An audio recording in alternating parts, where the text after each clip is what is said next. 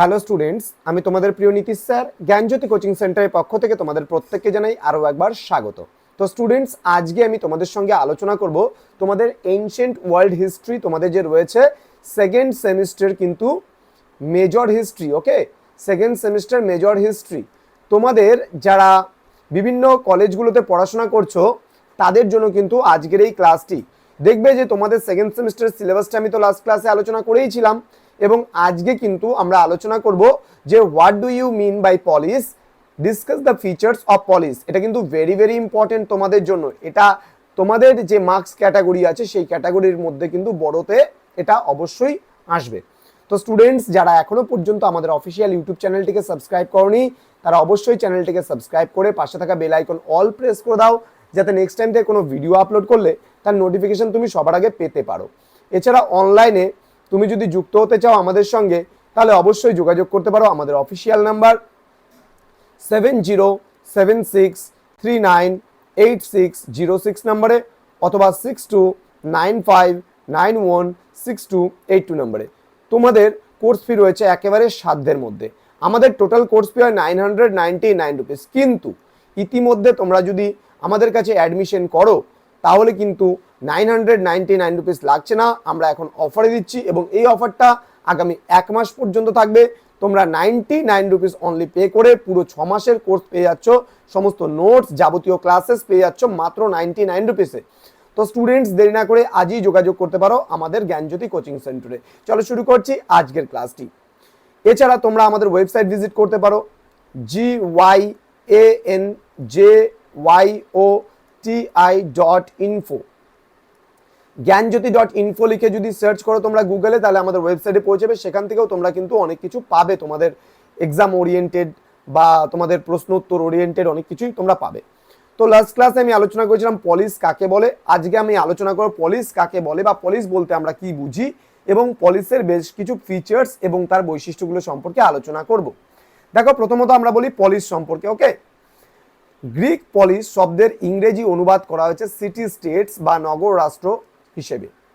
কারণ প্রত্যেক পলিসে কেবল একটি নগর থাকতো এবং এক পলিস অন্য পলিস থেকে কিন্তু সম্পূর্ণ আলাদা ছিল। যেমন মনে করো, আমি যদি এখন এই মুহূর্তে তোমাকে কলকাতা আর শিলিগুড়ির মধ্যে ডিফারেন্স বলি, আমি যদি বলি তোমাকে বর্ধমান আর হাওড়ার মধ্যে ডিফারেন্স, নিশ্চয়ই দুটো শহর যদি থাকে, দুটো শহর কখনোই সিমিলারিটি থাকতে পারে না। হ্যাঁ, কিছু বিষয় তো সিমিলারিটি থাকতে পারে, কিন্তু সব বিষয় কিন্তু সিমিলারিটি নাও থাকতে পারে। তো সেই ক্ষেত্রে দাঁড়িয়ে আমরা যদি বলি যে পলিস কিন্তু কখনোই একটা অপরটার সঙ্গে রিলেটেড কিন্তু থাকতো না, তাহলে তারা কি থাকতো? আলাদা ছিল, সম্পূর্ণ আলাদা।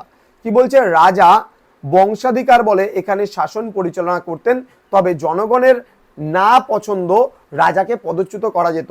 অর্থাৎ জনগণের যদি রাজাকে পছন্দ না হতো তাহলে জনগণ কিন্তু সেই রাজাকে উচ্ছেদ করতে পারত। এবার আমরা চলে যাব পরবর্তী প্যারাগ্রাফে। বলেছে প্রাচীন গ্রিক লেখকদের রচনায় পলিস এর সংজ্ঞার্থ পাওয়া যায় না, তবে অ্যারিস্টটল কিংবা পৌসেনিয়াসের লেখায় কোন শহরকে নগররাষ্ট্র বা পলিস বলা হবে বা নগররাষ্ট্রের অত্যাবশ্যক শর্ত কি হওয়া বাঞ্ছনীয় তার কথা কিন্তু পাওয়া যায়। খ্রিস্টীয় 170-এর দশকে পৌসেনিয়াস মধ্য গ্রিসের ছোট শহর পেনোপিয়াসকে নগররাষ্ট্র কিন্তু আখ্যা দিতে রাজি ছিলেন না। কারণ তার কথায় এই শহরে বড় বড় বাড়ি নেই, প্রেক্ষাগৃহ নেই, বাজার নেই, জলস্তম্ভ নেই, এবং নাগরিকরা এখানে ছোট ছোট ঝুপড়িতে বসবাস করত। সুতরাং নগররাষ্ট্র কেবল জনসমষ্টির সমাবেশেই কিন্তু নয়, সেখানে নাগরিক জীবনের সুযোগ সুবিধা সংক্রান্ত শর্তগুলির উপস্থিতি আবশ্যক। অর্থাৎ সাপোজ মনে করো, যেই শহরে বড় বড় বাড়ি নেই, যেই শহরে বড় বাজার নেই, যেখানে মানুষ ঝুপড়িতে বাস করে ছোট ছোট, তাহলে তাকে আমরা কখনোই নগররাষ্ট্র বলতে পারবো না, বা তাকে আমরা সিটি স্টেট বলতে পারবো না। সিটি স্টেট তাকেই বলবো যেখানে নাগরিকদের জীবনের সমস্ত সুযোগ সুবিধা আমরা পাই, তাহলে সেটাকেই আমরা নগররাষ্ট্র বলতে পারি। যেমন হসপিটাল থেকে শুরু করে, বাজারঘাট থেকে শুরু করে, প্রশাসনিক থেকে শুরু করে সমস্ত কিছু যেখানে আমরা যে সঠিকভাবে পাবো, তাহলে সেটাকেই কিন্তু আমরা বলতে পারবো নগররাষ্ট্র।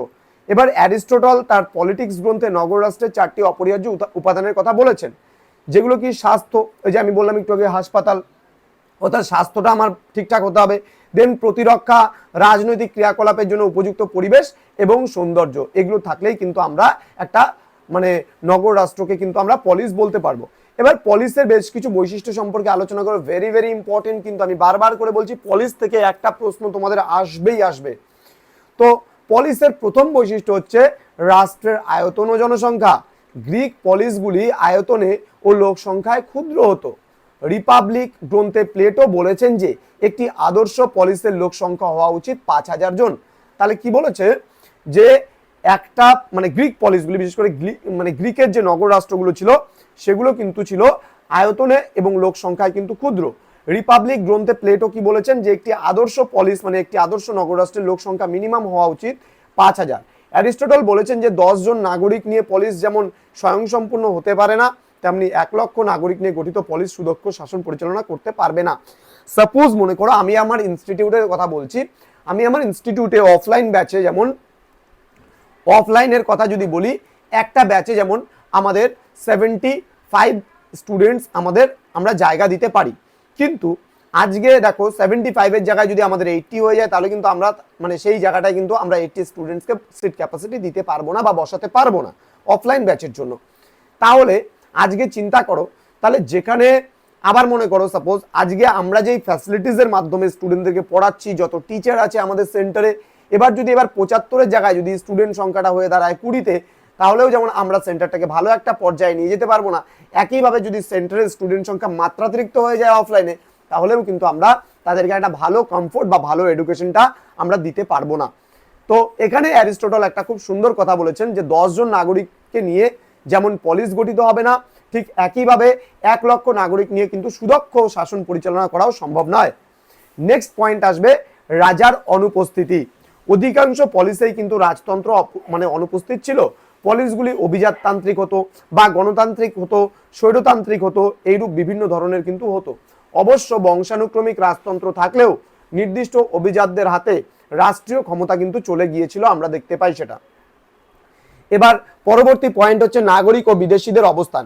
প্রতিটি পলিসে কিন্তু নাগরিক ছাড়া বহু বিদেশি বসবাস করত, তাদের নাগরিক অধিকার কিন্তু ছিল না, তবে সেখানে বসবাসের বিষয়ে তারা সামাজিক স্বীকৃতি পেয়েছিল।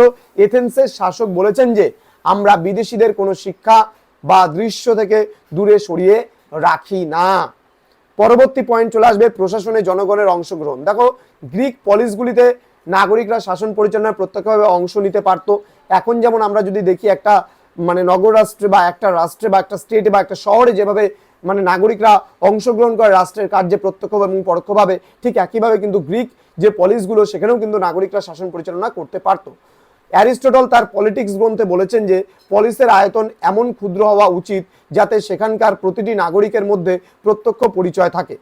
এবার আমরা স্বতন্ত্র বলে একটা পয়েন্ট জানবো। গ্রিসের প্রতিটি পলিস কিন্তু একে অপরের থেকে স্বতন্ত্র ছিল। প্রতিটি পলিসের নিজস্ব সরকার, সেনাবাহিনী, ক্যালেন্ডার থাকতো। পলিসগুলির প্রতিটির পৃথক মুদ্রা ব্যবস্থা এবং মানচিত্র ছিল বলেও কিন্তু অনুমান করা যায়। কোনো কোনো ক্ষেত্রে পলিসগুলির পূজা পদ্ধতিও কিন্তু পৃথক হতো। তাহলে সব যেমন মনে করো আজকে সাপোজ মনে করো একটা স্টেটে বা একটা রাষ্ট্রে দেখা যায় যে মানুষজন কি সব শহরে কি একই ধর্মের পূজা করে।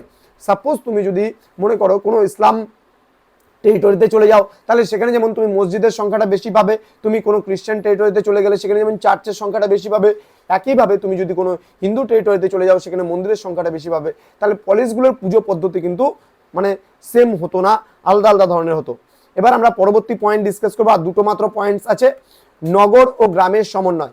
গ্রিক নগর রাষ্ট্র বলতে শুধু রাষ্ট্র জুড়ে নগরের অবস্থান বা নগর মানে কর্তৃক গ্রাম শাসনকেই কিন্তু বোঝাতো না। প্রাচীন গ্রিসে যেমন এথেন্সের মতো উন্নত নগর রাষ্ট্র ছিল, তেমনি অনেক নগর রাষ্ট্র ছিল যা আদৌ নগর ছিল না। এবার অর্থনৈতিক বৈষম্য। গ্রিসের বিভিন্ন নগর রাষ্ট্রের মধ্যে অর্থনৈতিক বৈষম্য ছিল, যেমন একদিকে কোরিন্থ ও মিলেটাসের মানুষ শিল্প বাণিজ্যের দ্বারা তাদের জীবিকা নির্বাহ করত, অন্যদিকে স্পার্টা, এলিস এবং আর্কাডিয়ার মানুষ কৃষি, যুদ্ধকর এবং মন্দিরের আয়ের উপর নির্ভরশীল ছিল। তো স্টুডেন্টস, এই ছিল পলিস বলতে কি বোঝো, পলিসের বৈশিষ্ট্য। খুবই গুরুত্বপূর্ণ আজকের এই ক্লাসটি ছিল। তো Gyanjyoti coaching centre official YouTube channel যারা সাবস্ক্রাইব করনি তারা অবশ্যই চ্যানেলটিকে সাবস্ক্রাইব করে পাশে থাকা বেল আইকন অল প্রেস করে বন্ধুদের সঙ্গে ভিডিওটি শেয়ার করো। তাদেরকেও বলো চ্যানেলটিকে সাবস্ক্রাইব করে রাখতে, তার কারণ নেক্সট টাইম থেকে যে ভিডিওগুলো আসবে সেগুলো কিন্তু তোমাদের পরীক্ষা বা এক্সাম ওরিয়েন্টেড ক্লাসগুলো আসতে থাকবে। তোমাদের উজ্জ্বল ভবিষ্যৎ গড়ে তুলবো আমরা, এটাই আমাদের মূল প্রতিশ্রুতি। দেখা হচ্ছে খুব তাড়াতাড়ি পরবর্তী ক্লাস নিয়ে।